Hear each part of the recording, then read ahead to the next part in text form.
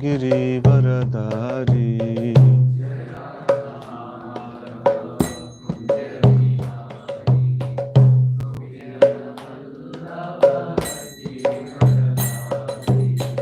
यशोदनन्दन व्रज जनरञ्जन यामुनतीरावनचारी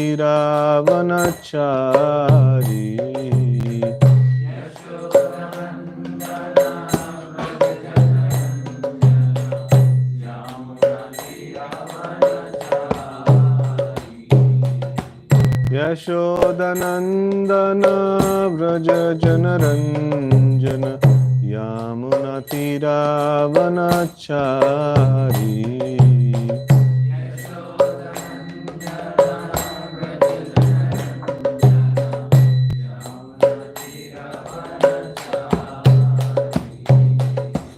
जय Radha Madhav Kunj Bihari गोपीजन Vallabh Girivardhari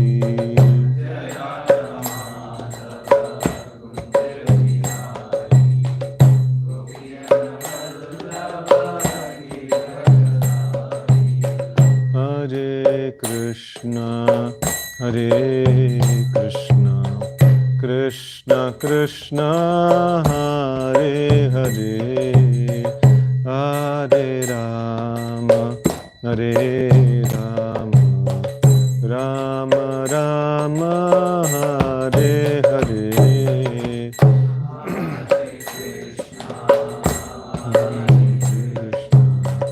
Krishna Krishna Hare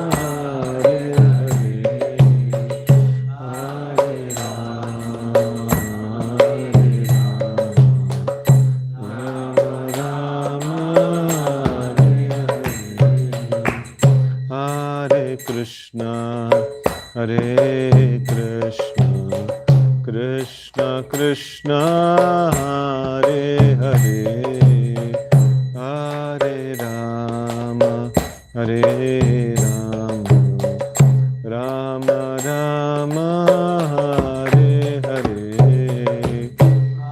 Hare Krishna, Krishna Krishna.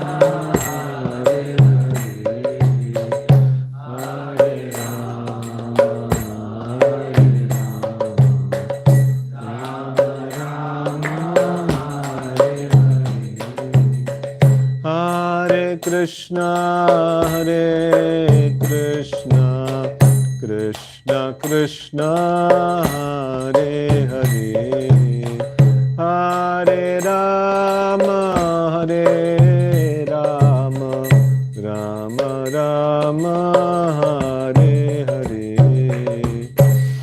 Hare Krishna Krishna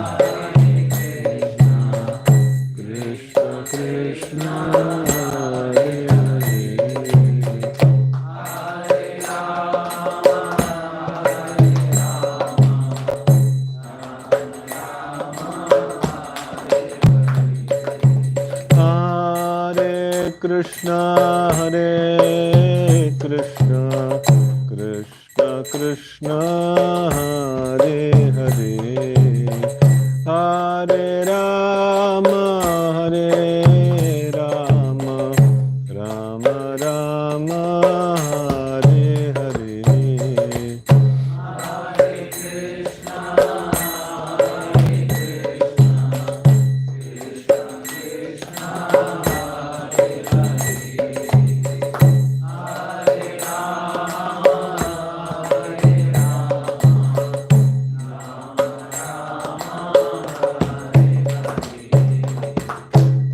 Shri हरिनाम संकीर्तन की जय।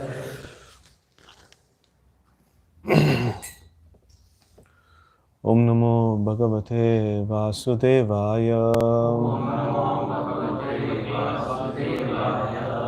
ओम नमो भगवते वासुदेवाय ओम नमो भगवते वासुदेवाय नारायणं नमस्कृत्य Naram Chaiva Narottamam Devim Saraswatim Vyasam Tato Jayamudiraye Nashtaprayeshu Abhadreshu Nityam Bhagavata Sevaya Bhagavati Ruttama Shloke Bhaktir Bhavati Naishtiki. So we are reading from Canto 4, Chapter 28. Puranjan becomes a woman in next life. Shloka number 50. Chitim darumayim chitva tasyam patyuhu kalevaram adipya chanumarane vilapanti manodade. Chitim dharumayim chitva tasyam patyuhu kalevaram adipya chanumarane vilapanti manodade. Chitim dharumayim chitva tasyam patyuhu kalevaram adipya chanumarane vilapanti manodade.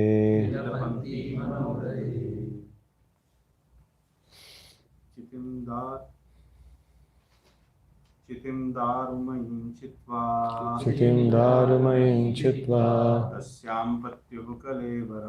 tasyam patyuhu kalevaram adipya chanumarane vilapanti manodade. Chitim darumayim chitva tasyam patyuhu kalevaram adipya chanumarane vilapanti manodade. Chitim darumayim chitva tasyam patyuhu kalevaram adipya chanumarane vilapanti manodade. Okay, we will see the word meaning. Chitim, funeral pyre.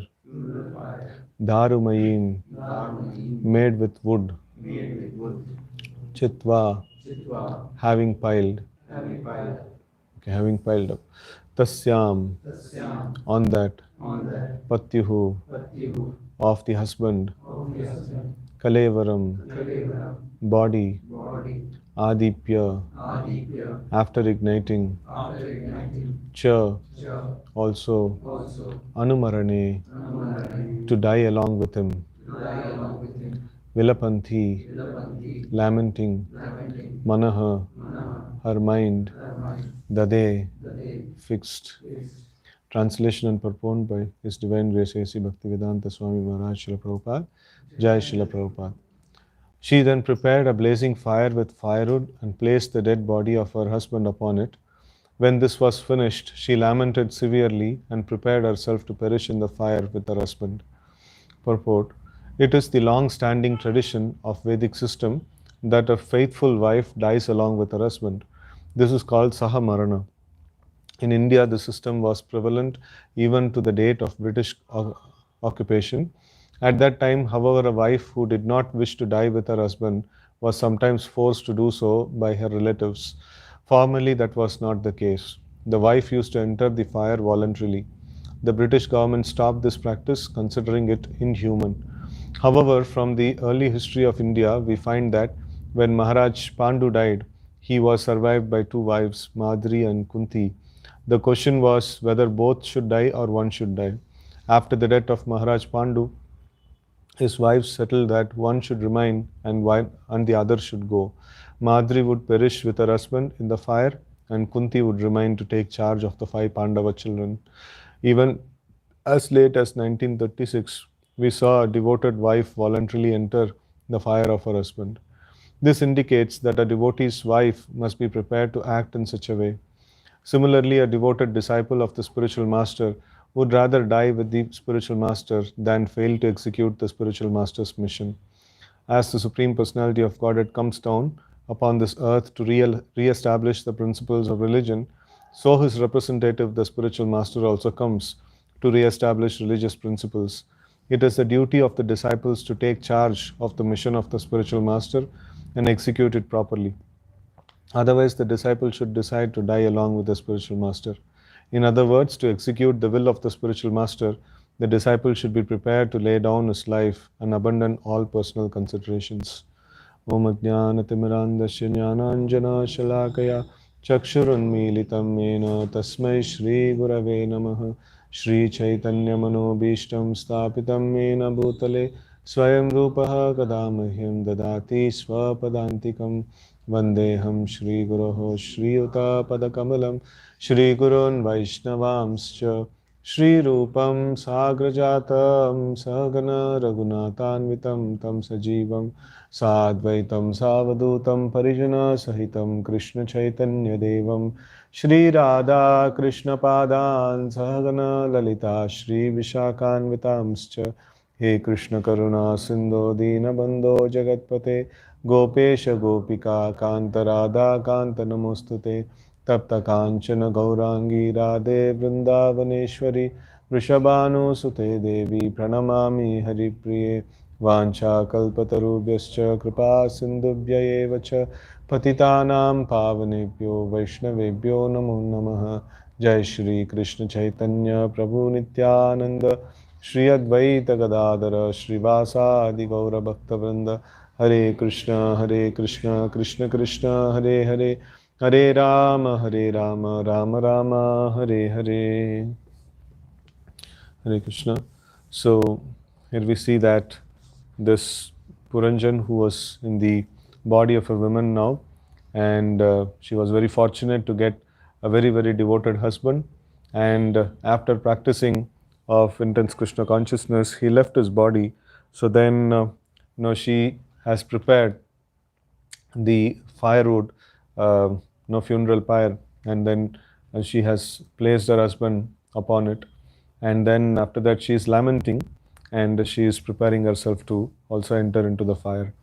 So here we see in the purports mentioned that it is a long-standing Vedic tradition or Vedic system, so that a faithful wife dies along with her husband.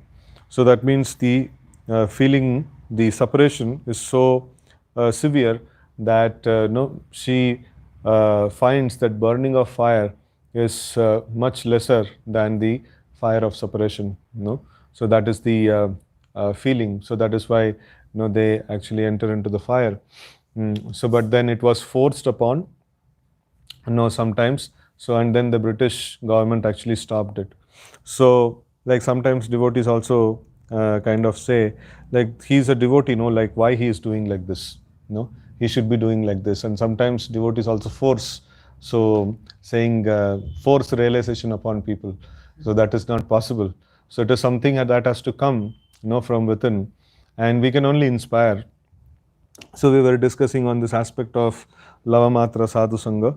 So this Sadhu Sangha means, what is it going to happen in the Sadhu Sangha? So it is the desire to render service to Krishna. So that is something that gets rubbed off. That is what is going to happen in the Sadhu Sangha. And that is what is this Bhakti Lata Bij, or the seed of devotional service.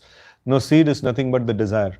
So if the desire is there, so then the chanting and hearing and stuffs like that will fructify that desire, and it will make the desire more mature, and it will take us to the point of this bearing the fruits of Krishna Prema. So but if the desire is not there, so then it is not going to be possible, any amount of force, any amount of systems so that we make, so it is not going to be helpful. So both are required. So we should see that we get the proper desire, and then we should see that proper watering and fencing, everything is happening. So any one aspect overemphasis and the other aspects are not emphasized sufficiently, so then it is not going to be functioning properly. So here we see that this desire to do something, actually it cannot be forced. That has to be inspired, and the relationship that they had should be of that nature that the wife finds it so important to be with her husband. So then she takes such a call, so that is okay. So but then it was forced upon. So this is how the material world is. So slowly over a period of time, the life of the process is taken off. So then the process becomes just a dead body, and then the dead body is thrown off after some time, right? So the rituals alone remain, and the purpose behind the rituals actually die off. So and this was used for political reasons also, like wherein if that woman was some kind of a hurdle in the family, so then put her into the fire and finish her off. So like that. And then we see that in the case of Pandu, it is mentioned how he had two wives, and then both of them were desiring to enter into the fire, but then to continue or to protect the children, the Pandavas. So one of them, so they decided that one of them will stay back. So this is also in line with the later portion of the purport, where Prabhupada says a disciple should die if he is not able to, rather than fail to execute spiritual master's mission. So for executing spiritual master's mission, so one has to, one can remain. That is the purpose of remaining back. So as we were discussing in the previous sessions also, so how will a disciple develop such a kind of a relationship with the spiritual master that he feels very, very indebted, he feels so much attached and things like that. So initially, one devotee actually asked this question to my spiritual master, and he was mentioning that initially it is not possible. All your attachment is on sentimental basis. So if you practice Krishna consciousness nicely, so then the real attachment actually comes. That is different from the what is that? The external attraction that is there in the beginning. So what is the real attraction? So when we actually get the Krishna Prem, it is mentioned in the Guru Puja song, right? Janme Janme Prabhu say, so and then Prema Bhakti jahan hote, avidya vinasha jate, right? And then what is the next line? Chakshudan dilo jay, janme janme Prabhu say. Yeah, this is very important. So why, I am becoming attached to this personality? Because he has given me the spiritual vision. He has given me the spiritual vision. If somebody is not even able to have an experience of Lord, and he's telling I'm very much attached to my spiritual master, for what you are attached to? What have you got from that personality? You are attached to him. So see, somebody is telling, okay, this person, I am attached to this person. Why? Because when I was in difficulty, he gave me money. He saved me. He saved my life. So okay, he's attached, it is okay. So then if we ask a person, devotee, why are you attached to? Is my spiritual master attached to? And what is the reason? Why are you attached to? कुछ मिला क्या? अभी तो कुछ मिला नहीं. सब लोग बोल रहे हैं, and I have to be attached to, and I am attached to. Or maybe he is attached to because of some external reasons, because of some external reasons, and he doesn't know what is the purpose of spiritual master, what he is supposed to give, or what he is capable of giving, and what I am supposed to receive. He is not able to understand, and then he is just blindly attached to. So that is not this one. So this is very important. Chakshudan dilo jay, janme janme Prabhu say. And then the next line of that is Divya Gyan Hriday Prakashito, and then Prema Bhakti jahan hote. So this Prema Bhakti can, the spiritual master can offer this Prema Bhakti to the disciple, and this is the Chakshudan. So by rendering service to the spiritual master, by following the instructions of spiritual master, and feeling dependent upon him, that he is bestowing this thing upon us. So when we do this thing, so then gradually our spiritual eyes gets opened, and we are able to see things that we are able to have an experience of the Lord, the absolute truth. So that is which is mentioned as Brahman, Paramatma, and Bhagavan, and also like get that spiritual aspect. So when we get that, so then we become attached to the spiritual master. Then actually we become attached to the spiritual master.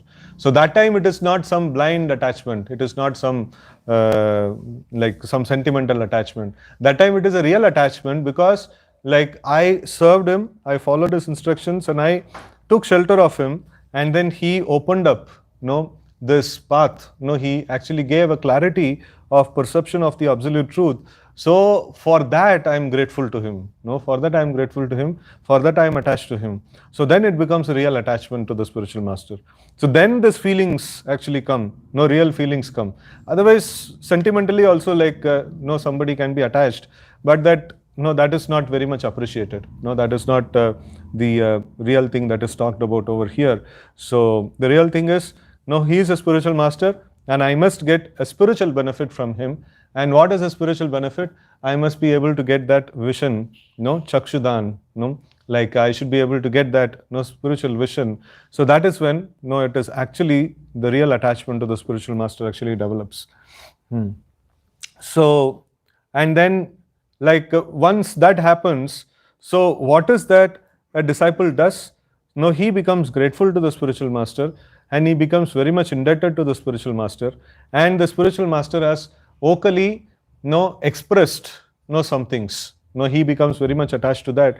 So even from the beginning he is following. So but after he gets like his spiritual desires are fulfilled, he becomes even more attached to the instructions of the spiritual master. Just like we are very fortunate. Srila Prabhupada has offered us so many instructions. Like he very, very clearly expressed how much he is pleased by book distribution, preaching, and aspects like that. So a disciple becomes very, very attached to that. He wants the whole world to become Krishna conscious and things like that. So a disciple becomes very attached to the spiritual master's instruction, spiritual master's mission. So he has given me the spiritual vision. He has like opened up things for me. Now I am able to perceive the higher aspects of the absolute truth. So now I am indebted to him. So now I want to execute the mission of the spiritual master. So like that. So that is how this actually develops. And as the personality of Godhead, as the Supreme Personality of Godhead comes down upon this earth to re-establish the principle of religion, so his representative, the spiritual master, also comes to re-establish religious principles. So this is their purpose. They have come here to establish religious principles and preach the message of Krishna consciousness. And when we get benefited, so we also should try to assist them in this particular aspect. And it is the duty of the disciple to take charge of the mission of spiritual master and execute it properly. Otherwise, the disciple should decide to die along with the spiritual master. So in other words, to execute the will of spiritual master, the disciple should be prepared to lay down his life and abandon all personal considerations. So if in case a disciple, due to some offenses and due to some unfortunate reason, so he is not able to experience the or he is not able to cross over the anarthas, and he is not able to experience the absolute truth, so then also there is no point in he giving up the life. At least he should remain, and he should practice the instruction of spiritual master and try to advance and try to avoid offenses and things like that. So this is this instruction is mentioned for a person who has actually received benefit and actually feeling real gratefulness towards the spiritual master.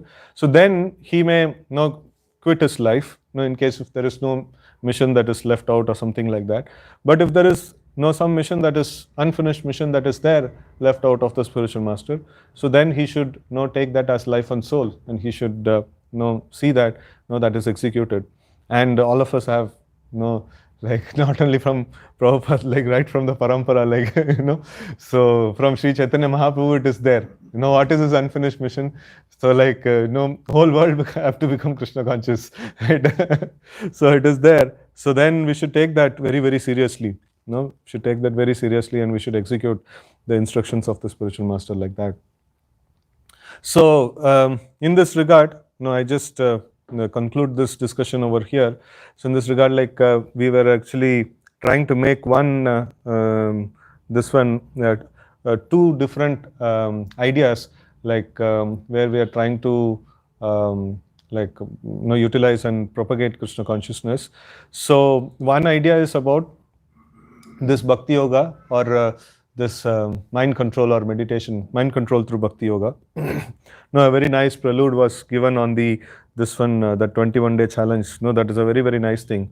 Where we saw that Bhakti Yoga was directly presented, and so many people where they were able to pick up Krishna consciousness, and they even came to 16 rounds. So this is a solid proof that indirect preaching is not necessary. So through direct presentation, if we can make devotees, what is the point of any indirect presentation? And also, even if somebody goes off, definitely he'll get Sukruti. He has heard something about the pure message of Krishna consciousness, he will definitely get Sukruti. So we were trying to make this into 4 parts. So the first part is that, first is that people are coming for mind control. So if they are coming for mind control, so first of all, understand what is this mind, what is this entity called mind. So this entity, the mind, is like, we were thinking of explaining about how this earth, water, fire, air, ether, mind, intelligence, false ego, all of these are external energy of Krishna. And we, the living entities, are given a machine made of these entities.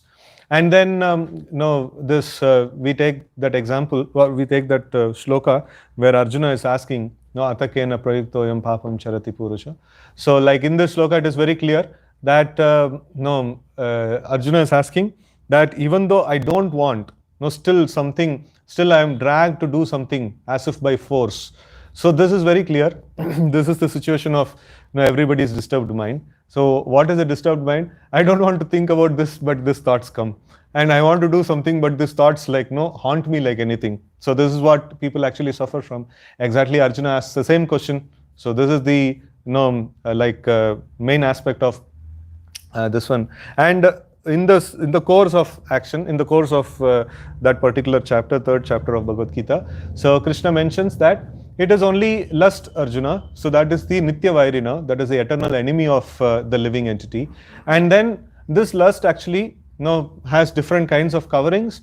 The lesser the lust, more the consciousness, and greater the lust, more dull the consciousness is. And then it becomes very difficult, to manage that. So then it comes to the point of 3 things. Now Krishna mentions where are the 3 places this lust actually sits. So that is mind, intelligence, and senses. And so just like if I have some ailment, if I have some disease, so I go to the doctor.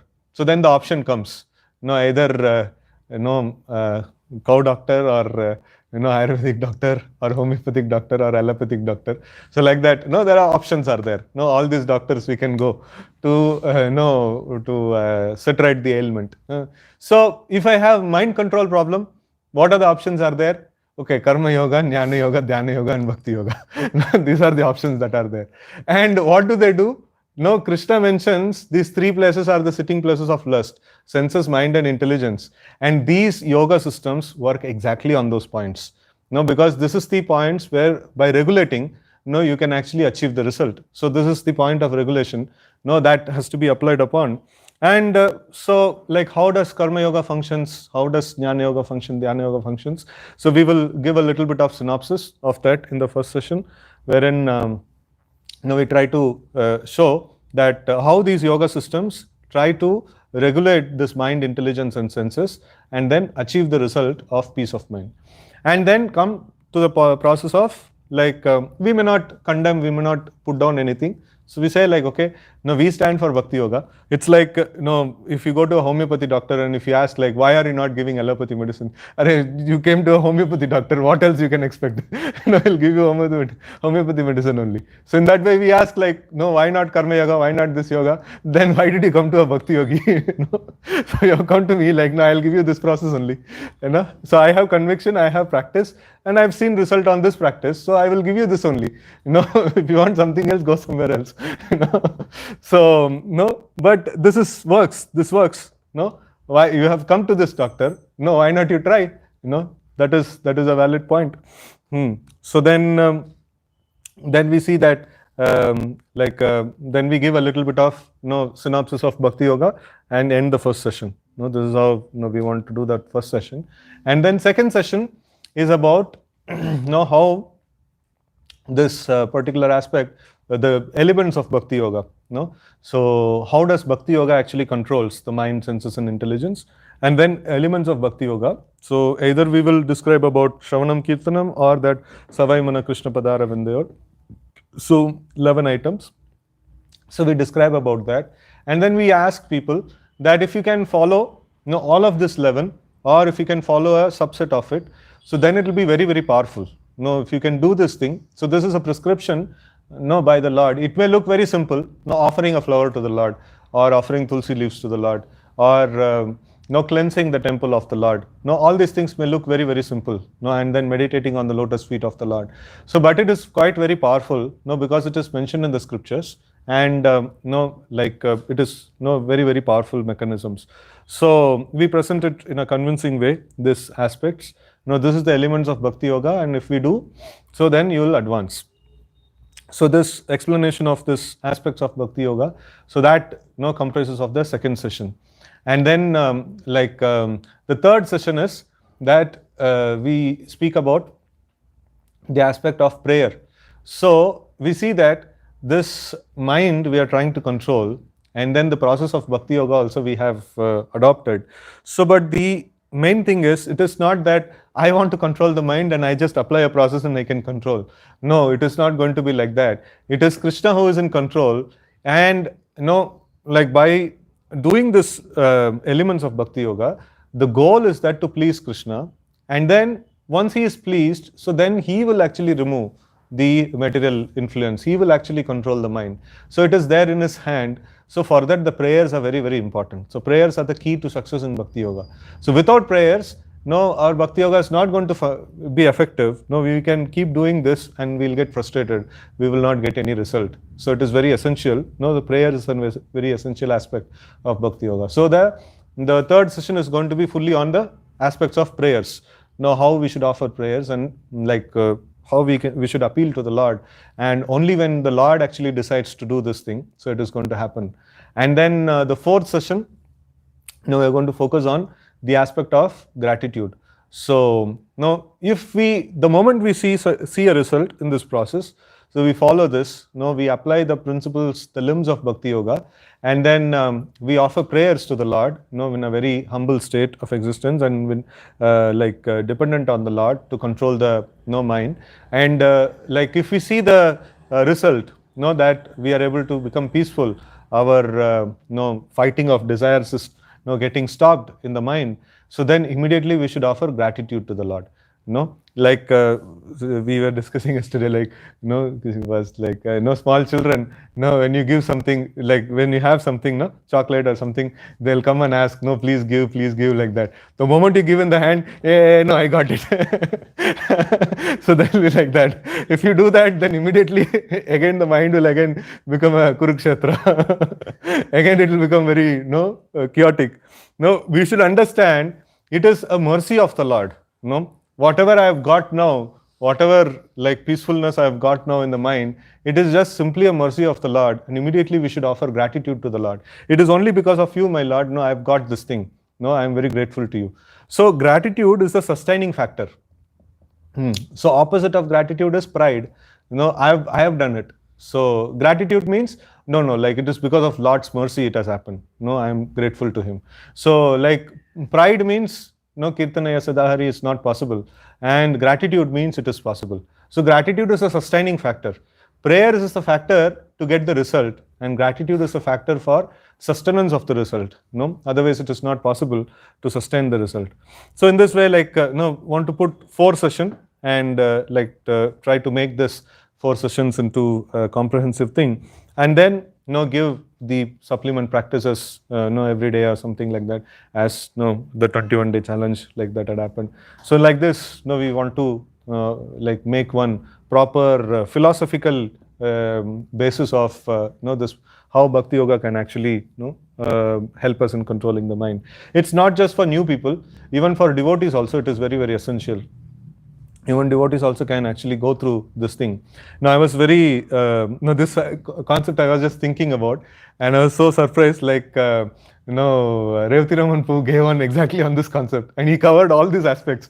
And putting Prabhupada quotes on this one. I want to see that PPT. I'm waiting for the PPT to come. So I was thrilled, I was just thinking about this, and Prabhu was speaking on that, a big class. So 1.5 hours of class we had on that. It was so amazing, actually. He was mentioning about that descending mercy and depending on that and things like that. So exactly on these points, right? So almost in the similar lines, like he was mentioning the aspects. So that actually reconfirmed. So this, now our study meditation and this one got reconfirmed by an superior. So it was like very nice. That kind of I was happy that some indication of confirmation had come. So this, even in our own personal practice, we should try to see that we follow all these aspects. So like if we don't have the philosophical backing, so then we will be attached sentimentally. We will be attached sentimentally to something. So philosophical backing is very essential. And on top of it, we should try to see that we execute the elements of bhakti very nicely, and then depend on the results, depend on the Lord for the results. Not think that my process, my execution of bhakti is so nice, I will get the result. So then it is very very useless. So then we should depend on the Lord for the results. And the moment that dependence comes, automatically prayers come. So then we understand only He can move, only He can do things. Everything is there in His hand. So we should be able to offer prayers. And then we express the gratitude when the results come. So one more experience devotees would have had, when we are trying to do this thing. So that experience is, even after doing all this thing, sometimes the mind is so dull, it is not able to offer prayers, it is not able to think of Krishna, it is not able to do anything. Simply dull, that's all. Had this experience? Sometimes it just becomes inert, completely dull. That means something has happened, some offense or something has happened. So somehow or other, by the association of devotees, by some some intervention, we have to somehow or other come to the state of again offering prayers to the Lord. So that is very essential. So if we just be there in that hallucination of being in the inert state of existence, so then it becomes difficult. So maybe days together our 16 rounds will go in vain, actually. So we should see that how to come out of that, and we should feel bad when we are not able to have a active relationship with the holy name, when we are chanting. So that means something is going bad. Seriously, something is going bad. So we should see that, we should offer prayers to the Lord and get back. And we should see that, where did I do any mistake? Did I offend any Vaishnava? Did I do anything mistake? Now I should get back and I should try to set right those things. So then we will again get that, this one. So by nature, Krishna is very merciful. Krishna wants to give. Today morning in the Prabhupada class I was hearing. So Krishna is so merciful that if we want to, he was mentioning that if radio waves are there, you can catch the radio waves if we have the right process. And here the radio waves are not very much proactive, to come to you.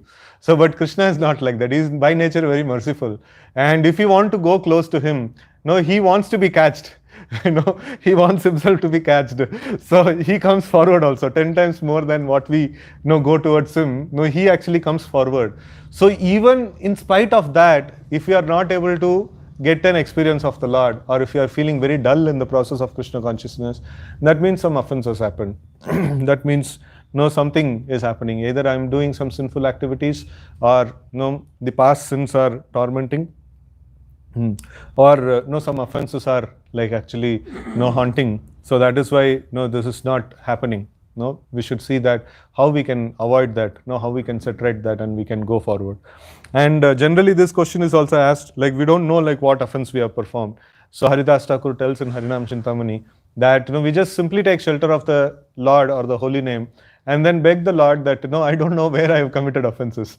What offense I have committed, where I have committed, I don't know. So please you let me know how to rectify. You only rectify. And I am just completely surrendered to you. And take shelter of the Lord in that way. The Lord is very merciful. He is not like that key, like, no, you did the offense, you only find out and you only correct, So he is not like that. He will help, he will help in all ways, right? So we have seen, many times in the pastimes of the Lord, wherein a devotee commits an offense and the Lord facilitates. Pruta Maharaj's pastime, we saw that Lord facilitates, this Indra he brings Indra and then he says, okay, you beg forgiveness. He facilitates the whole thing. He's not that, okay, you committed offense, you rot in the hell. No, he's not going to leave like that. Especially for a sincere devotee. That is why Prabhupada always says, sincerity in Krishna consciousness is very essential. Because even if we commit offense, if you are sincere, Krishna will only take the hand of the devotee, take him, you see, like you offended him, you fall at his feet. Krishna only will guide the whole thing. We don't need to be very afraid of offenses, if you are sincere. If you are not sincere, even if you are afraid of offenses, there is no use actually, So anyway, you are not sincere. Krishna is not going to take care of so much things. Then it will be not very useful. So that is why it is very important that we keep the goal, right, that we want to get intense attachment to the Lord, and then we become sincere to this process, and Krishna will become merciful, and he will actually guide the whole, guide the living entity, guide us, throughout the process, and he will take us through. So that is how we should execute this process. So I just pause here. Any questions, comments, or discussions you can have?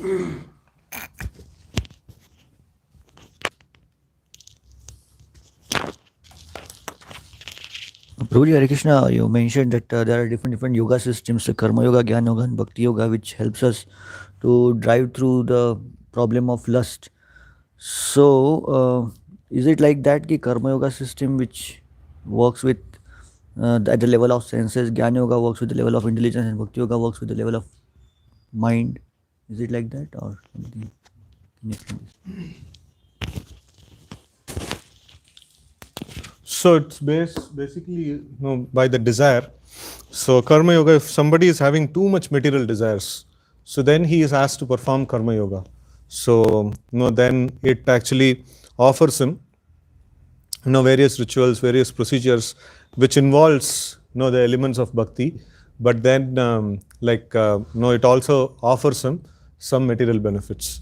So and then Nyani Yoga means like this, when a person gets purified by the execution of practice of Karma Yoga, so then he comes to the platform of knowledge. So this is not the material knowledge that is talked about. This is perception of the absolute truth.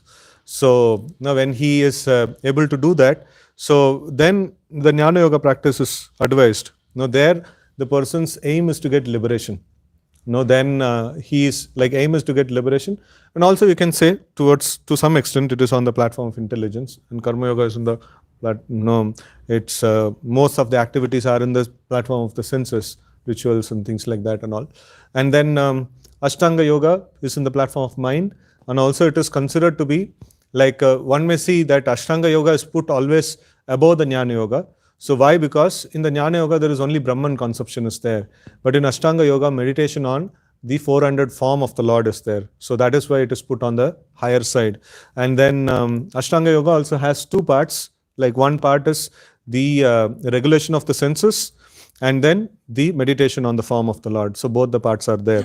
So generally, like, it is put in the category of Siddhikami. So in that sense, if we see, like Mokshakami is like higher than Siddhikami, So, but then because it involves the aspect of meditation on the form of the Lord, so that is why it is put a little higher in the yoga ladder. And then actually the yoga ladder differs based on which parameter actually you are taking to evaluate. So if you are taking the action in Krishna consciousness, then Jnana Yoga goes down in the yoga ladder. So if you are taking realization of the absolute truth, then Jnana Yoga goes upwards in the yoga ladder. So like that, various parameters, based on various parameters, various things are there.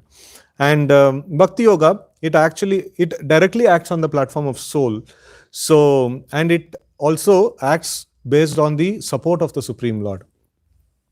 So based on the support of the Supreme Lord. So that is why it is very quick. The process is very quick.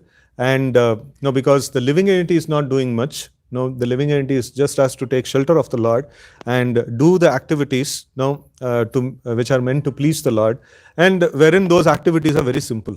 Patram pushpam phalam toyam, ya manmana bhavamat bhakto, and then savai mana krishna padara vindayo. So all these activities are quite simple. No, any aam admi can do it. No, so anybody can do it actually. So that is the aspect of bhakti yoga. And why then it is called powerful? Because the Lord is in action. The Lord is going to do things for us. No, that is why it is very powerful. So in that way, these various yoga systems, and all of them work on controlling the mind, intelligence, and senses. No, savai mana krishna padara vindaya. So immediately the mind is engaged in the service of the Lord, and the senses are engaged. No, the touch sensation, the smell sensation, like granam chatatpada saroja saurabe. So like that. So like mind, intelligence, and senses all utilized in the service of the Lord. So when we do that, rishikena rishikesa sevanam, bhakti ruchyate. So like that is how it is formed. So in other yoga systems, we see that either they deprive the senses, they fry out the senses completely, and then they put the mind very strict structure. You should only think about this, and you should only focus on this. And what is the reciprocation? No reciprocation. No, simply you just have to control the mind. Mind is your enemy, and then you just tie the mind and beat the mind like anything. No, that's the process that other yoga systems offer.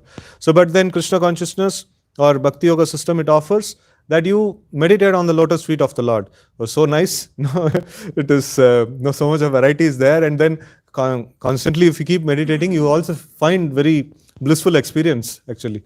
And then you chant the names of the Lord and hear the names of the Lord. So that also offers you blissful experience. And tasting the prasad of the Lord offers you blissful experience. Even in the material level, it offers a blissful experience.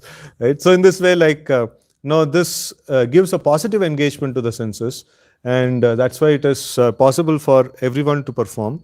And still it is very powerful because the Lord is in action. He is going to award the results. So even in other systems also, Lord is going to award the results, but the system is made so predictable that if you do this, you will get the result. Over a period of time, you will get the result. So the dynamics, the Lord doesn't keep so much of dynamics in his hand, in the other yoga systems.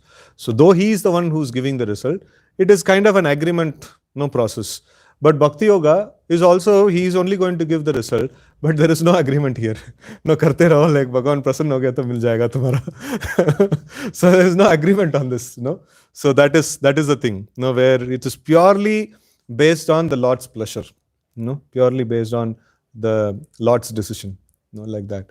So in that way, the Bhakti Yoga process is wonderful. So that is why it is very very quickly also it happens. That shows the Lord is more merciful than your slow process. So you get a guarantee process. We don't know when will the Lord become pleased and when will he give the result. I'll take a predictable process. If I take a predictable process, it is so long and lengthy the process is. To understand the absolute truth, it takes many, many lifetimes. Bahunam janmanam ante jnanavan mam prapadete. Though we don't know when will the Lord get pleased. But still we know that he is the all-merciful personality of Godhead. So that is why it is better to go to that process. The chances are that faster I will get there.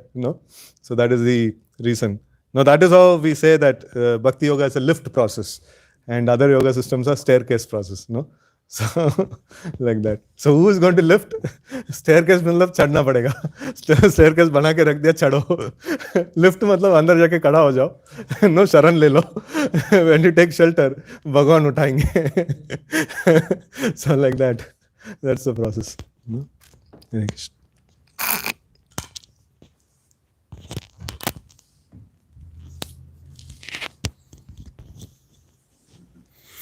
Hare Krishna, Prabhu. So some of the points which I could take away from this lecture is, in Sadhu Sangha, one gets desire to serve the Supreme Lord and the devotees of the Supreme Lord.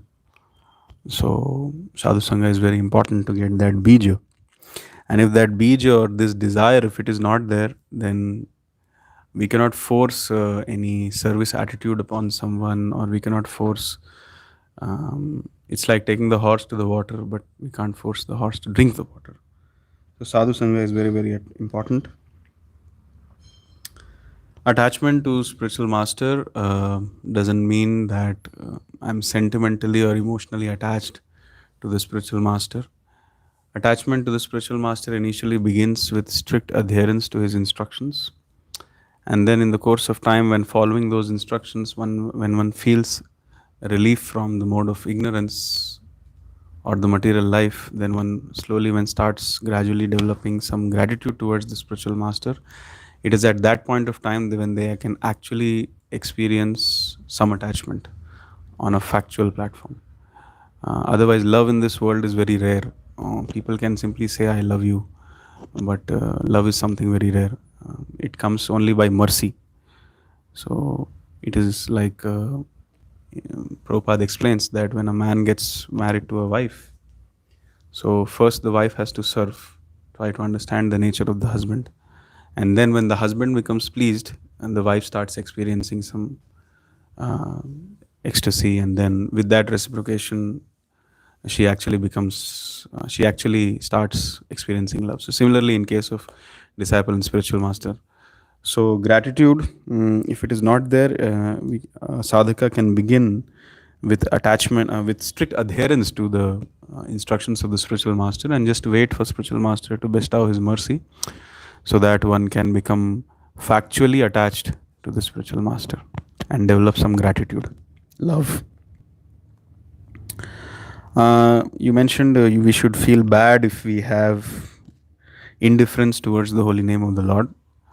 So I would like to share something which I was reading today morning. In the Harinam Chantamani, Haridas Thakur is talking about this fact, indifference, as audasinya. He says that the major reason why one becomes indifferent to the process of chanting Hare Krishna, which further results in laziness and various other things, is one is enamored by material desires. So chanting is not a 1.5 hour or 2 hour process. Chanting is what is the consciousness throughout the day.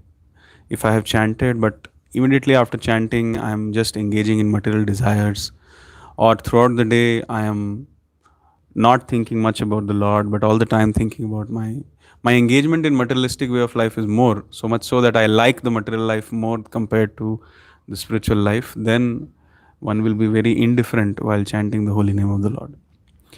The solution which Haridas Thakur recommends is that devotees should take association of sincere devotees, selfless, pure devotees of the Lord, who have attachment to the holy name, and one should try to serve them. When one serves them, then one gets faith in their heart that this holy name can actually save me and give me everything which I want. Prior to this, when one is enamored to the material desires, one is thinking, my material life will save me, my endeavors will save me, and everything else will save me. But when one serves the devotee of the Lord, then he gets faith in the heart that holy name is everything. And then when this faith comes, then slowly the indifference is wiped out, and one does not feel that chanting is a burden. So these were some steps recommended by Haridas Thakur in Harinam Chintamani. Another point which I really appreciated in this lecture was sincerity is very important in Krishna consciousness. If we are sincere, if we are simple and sincere, then even if we end up committing some mistakes knowingly, unknowingly, the Lord will take care. So sincerity is the best insurance in Krishna consciousness. Hare Krishna. Any questions, comments?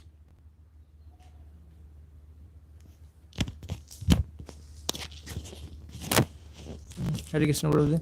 My realization is that Krishna will take care if we are sincere. So we just need to pray to him. If we have done some Vaishnava aparad, then sometimes it happens that unintentionally also we keep doing Vaishnava aparad. So we have to keep praying to Krishna, and Krishna will facilitate us to resolve this Vaishnava aparad and all. Hare Krishna.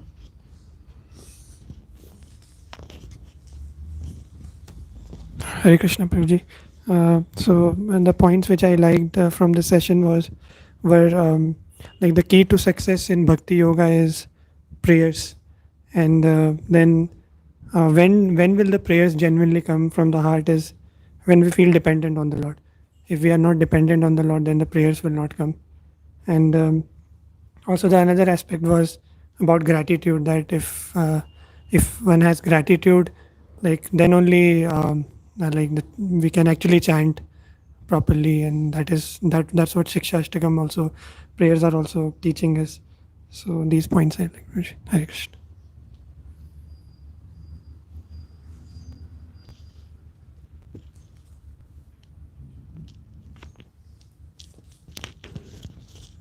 Most of the points have been reiterated. I'll just summarize what you mentioned, what we are going to do in that 4-part session of mind control. So in first part, you told us that we'll start with the basic problem, which is like if I don't want to do something, still I am forced to do that. So what is the reason? We'll give some references from Bhagavad Gita. Krishna answers it is the lust, the material desire, and on the basis of the covering of the material desires, you can estimate how much your mind is uncontrolled. If it's more material desire, more covering, it is under more ignorance, mind will be more uncontrolled. Then we'll talk about, okay, if this is the problem, and one more part of the problem is that where does this lust sit? Okay, then 3 places: mind, intelligence, and senses. If this is the problem, what is the solution? Okay, so solution can come in different forms, which our Vedic scriptures offer. So Karma Yoga, Dhyana Yoga, and Bhakti Yoga. Then we'll explain all of them, and then we'll explain why Bhakti Yoga, what is Bhakti Yoga and how we can perform this. In the third part, we'll explain the details, the steps, like 11-step process, what we can do, practical steps that we can do to control our mind. Then we'll explain ki this process works only if it is accompanied by the prayers.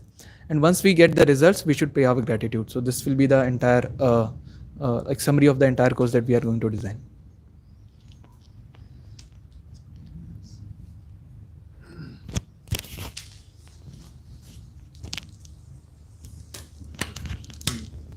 Yantraj Srimad Bhagavatam ki jai, Gaur Bhakta Vrinda ki jai, Srila Prabhupada ki jai. Krishna.